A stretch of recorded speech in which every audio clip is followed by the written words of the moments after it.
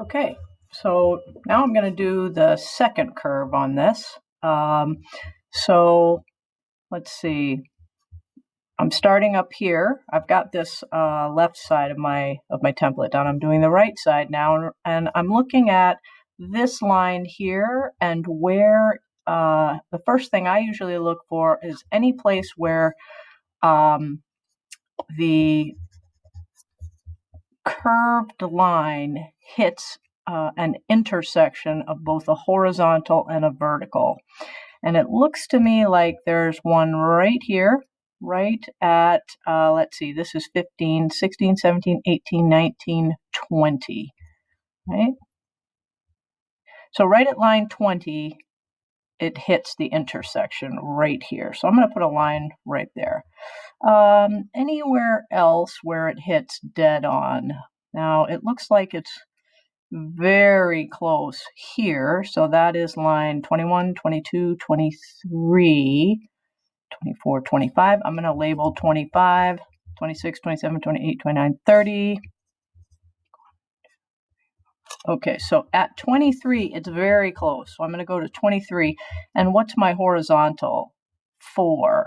Okay, so 21, 22, 23, and this is horizontal 4. It looks like I could just cut off this corner here, and that's where the curve would be. Now at line 21, it looks like it's kind of right in the middle. So at 21, I'm going to put a line. It's going to be a dot right in the middle there. And at line 22, it looks like it might be a quarter. So if I drew this line straight across the box there, dividing it in 2 halves, and then I made a little mark dividing this section of the line in half, I think that's where I'd be. So now I have these plotted out to 23. Let's see if I can get 24 and 25. 24 looks like, let's see, if I divide this line and this in half, it looks like it's about 3/4 of the way up here. So at line 24, I'm going to divide this line right here between horizontal 4 and horizontal 3 in half. And then I'm going to divide this in half again, giving me 3/4 of the way up. And I put a little dot there. And 25 looks like it's just above the halfway point. Not quite halfway, but if I draw a line straight across here between 25 and 26, it looks like 25 is just above the halfway point, and 26 maybe is right on it or just below. So I'm going to draw a line right here. I've got 25 just above, 26 maybe just below, right? And then I'd say 27, 28, all the way till almost 31. You see this line stopping it here? This looks pretty much straight across. So up until about here, it goes pretty much straight across, very close to it. Okay, so I'm going to sketch through this now, sketching kind of the putting all these points together. And all right, I'm going to get right to this line here. And now what happens?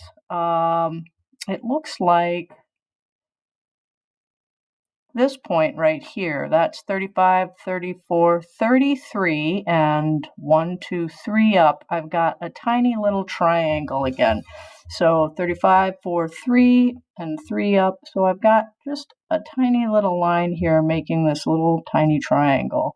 So I'm going to put that one there. And over here, it looks like it curves around, and the same thing happens over here at line 34 in between, right by horizontal 2, right above horizontal 2. So this is 35, this is 34, and I can kind of make a tiny little triangle there too, right? So I've got that one. So all I really need is what's going on at 32.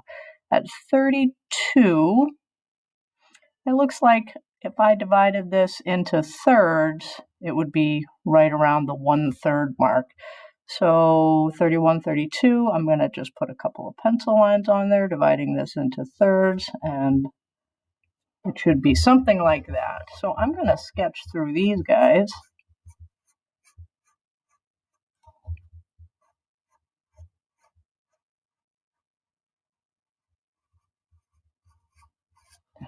And I'm going to erase if the line got, a little fat. I'm going to erase it until it looks kind of like what I'd like. So that looks pretty good to me.